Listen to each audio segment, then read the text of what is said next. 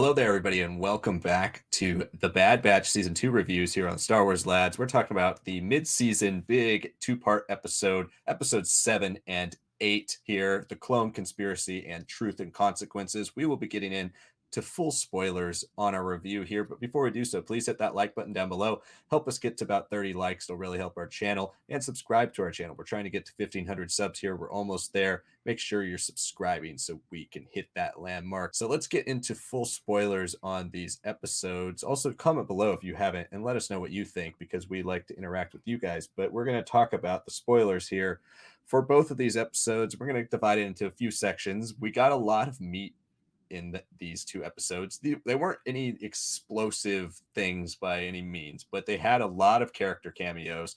A lot of big players are in these episodes, and a lot of big things happen that set the stage for what the main through line of what's going to happen to the clones in the Bad Batch all the way through to whatever the last season is. So we got a very important piece of that in these two episodes. So like, let's start talking about the clones. They are the centerpiece of these episodes, and we start with them in a bar. One named Slip and another named Cade, and they're talking, and one of them's like, "Oh, I have to speak out against Admiral Rampart right now because of destroying Taboka City." So we start with that, and then that segues into a whole cavalcade of things, including Rex and the Bad Batch, and ultimately what we get at the end of the episode. So, what were your thoughts here on the way the clones were used in this episode? Yeah, I think for a lot of us who have been interested in the transition from clone to Imperial Stormtrooper, that has always been a pretty strong selling point of this whole show.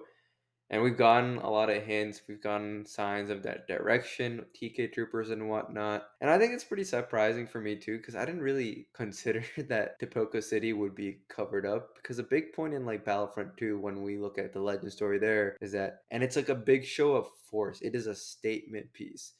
Interestingly enough, I would think Tepoka City and its destruction would be the same thing here. And I'm glad that the troopers, especially with how much the Clone Wars has emphasized these clones, no matter how they feel about the war in themselves, Kamino's home. Kamino always will be home, and its destruction isn't just something to like swallow and gloss over. It is something to really struggle with. And yeah, I mean that's where our character Slip and Cade came in. Uh, I like that we went back to 79s because it does kind of go back to the original conspiracy of it all with the chips in Order 66. But we're the ones who were there. We saw what Rampart did and all that. It reminds them of Order 66 in some ways, it builds off of it. I really appreciated that. The locale definitely reminded me of like 2013, seeing it on Netflix and that whole Fives arc. The little like shootout too, I think was a really nice touch. It does really fit into like the whole political thriller vibe that is on Coruscant. Not only is it beautiful to see on this planet, but seeing the clones in their like safe space be like taken out from out of nowhere, doing whatever they can, escaping barely, right? Slip just manages to control his speeder in that deep dive and get away. It feels like very much like that 70s paranoia that it's always inspired Star Wars is in full force here.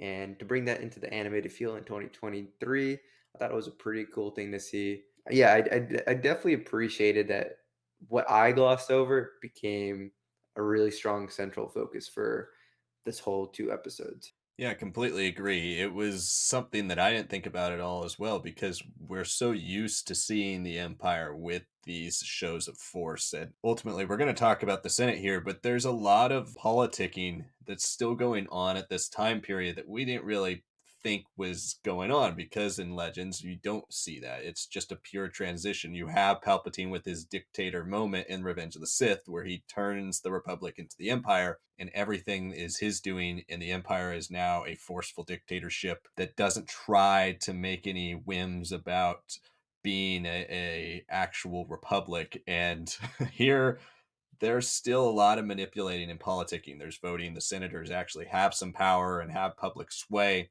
and it all ties into the clones and what should be obviously an atrocity of Taboka City, and also something the Clone Wars has done so well, and Bad Batch continues it: the humanizing of the clones.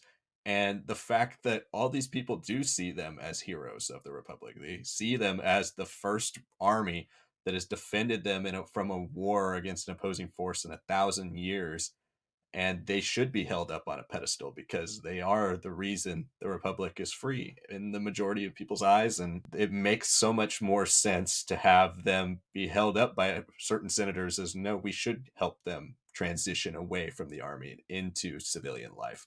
We should help give these veterans a boost in real life, because that's how we would do it in a normal modern society. I really like that. And just, we already saw the homeless clone in Obi-Wan Kenobi. It makes it more normalized. It makes it not weird to see clones. There's clones going to be everywhere. They're hanging out at bars, they're doing all these different things, and it's just normal. I like that from these episodes. I think the way Rex and the Bad Batch fit in here also with that served a nice purpose. They're not the main focus at all. The main focus is on the Senate, and we'll talk about that because there are a lot of big players in this episode, from Bail Organa to Senator Chuchi, who's the main character of these episodes, really. And we also got Senator Palmo, who's in the scene in Rogue One with the whole Rebel Alliance Council when they're just trying to decide whether to attack on Scarif. There's so many different pieces here. And then ultimately Palpatine, and we got Masamita as well. The Senate stuff was the most gripping and I think the most interesting here, especially when we can juxtapose it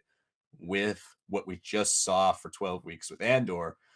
Now we've got this version of maybe 6 months to a year post Revenge of the Sith Senate versus 15 years post Revenge of the Sith Senate. There's a stark difference. Sonic, what were some of your thoughts on the way the Senate was used in these episodes, and the way the senators that were chosen to be in this episode were also used? I definitely appreciated it being released after Andor. If the show had dropped, or at least these two episodes that dropped before Andor had come out, the Coruscant stuff I thought would have been like very solid.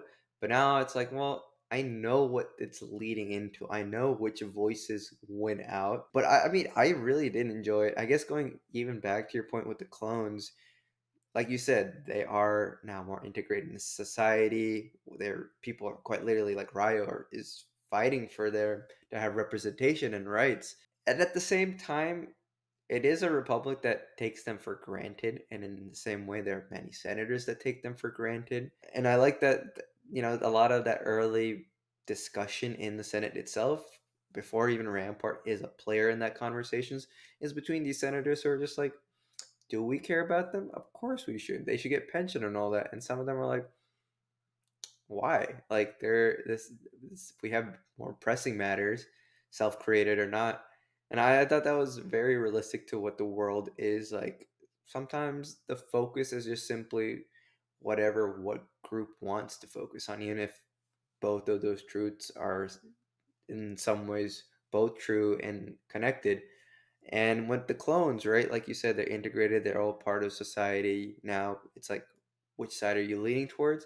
But their treatment in some ways are like veterans in America and other places. Sure, we have all these supposed programs and there are people fighting for them, but there are like the clones living on the street. Some of these people, some of their programs, some things that would have helped them get cut, get thrown away because they're not valuable to some people. They're pawns to be played around with. And I think a pretty interesting point, especially with the Senate and their discussions, is that in some ways the clones also like that whole scene with Ryo in the cantina with in the 79 bar. She's like, guys, I can help you with like a pension plan. And they're like, I don't care. I just want to be a trooper. That is all we've been trained for. It's very interesting how the senators, the government itself is kind of limiting them and shrinking them into the spaces that are convenient. And it is very much built off of real world examples. And I think that's what made the Senate stuff really strong for me. It's just that tension, that fighting, the compartmentalization, all of that was great. And I loved hearing that Clone Wars music come back when Ryo's really the only one fighting for these clones. I was like, yeah, it's why like the clones like Slip is like, I know you're like you must be one of the good ones, like the ones we can trust. It's like even the clones themselves don't believe in this government, and it's yet they're willing to fight for it.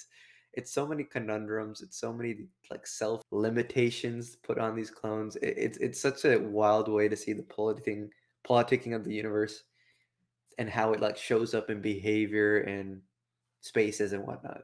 Yeah, it's extremely interesting the way the Senate is continually manipulated by the big voices that are already in it. Like we see different characters who are obviously big parts of the Clone Wars in different facets of different legislation. And we also don't see Palpatine until there's a decision to be made. The image that we've gotten so many times over the years, both in canon and legends, of Masamita being that figurehead, being the person who is standing there. The Grand Vizier is just the guy who replaces Palpatine until he wants to actually show up. And then when Palpatine does show up, then it's like the judge with the gavel pounding it and being like, this is my decision and this is what we're doing. And nobody can really question it. And so you do see that by him refraining from interfering with the Senate, he allows all these squabbling delegates to continue to think they have a voice and to think they have power. And then ultimately he comes in and just shifts and manipulates everything to his master plan. It's one of the reasons Palpatine became who he is.